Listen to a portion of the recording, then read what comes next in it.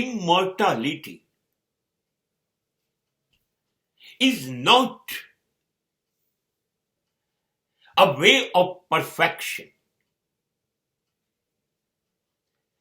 Nothing can be immortal. And everything is imperfect. There is nothing like a perfection.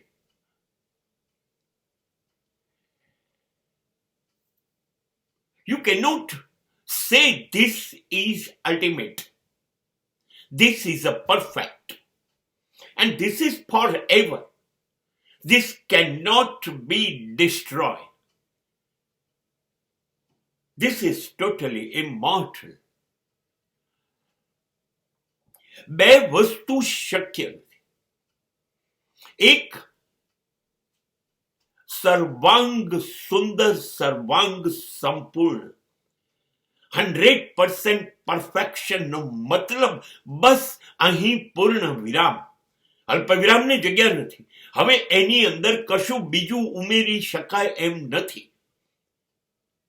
આ જ જે છે એ શ્રેષ્ઠતમ છે. હવે કશું જ આનાથી વધુ શ્રેષ્ઠ થઈ શકે નહીં.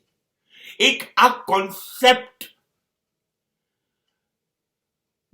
ખામી ભરેલો એટલો છે કે જ્યારે તમે કહો છો કે હવે આનાથી વધુ કશું શ્રેષ્ઠ નથી, આ જ છે, એનો મતલબ તમને તમારામાં કે અસ્તિત્વમાં શંકા છે.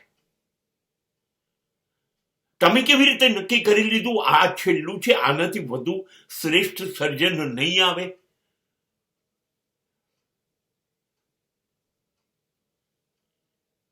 પરમાત્મા ક્યારેય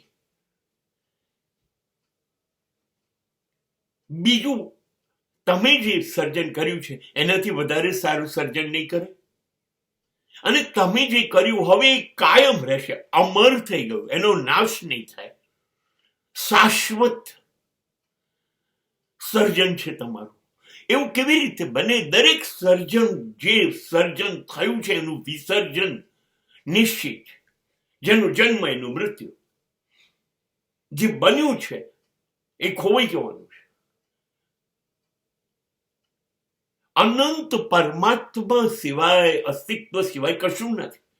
સંપૂર્ણ પણ પરમાત્મા જ હોઈ શકે. તો તમે કેવી રીતે પરફેક્ટ બનાવ્યું? કે કેવી રીતે તમે કહી દો છો કે હવે બીજું આનાથી વધુ સારું નહીં આવે?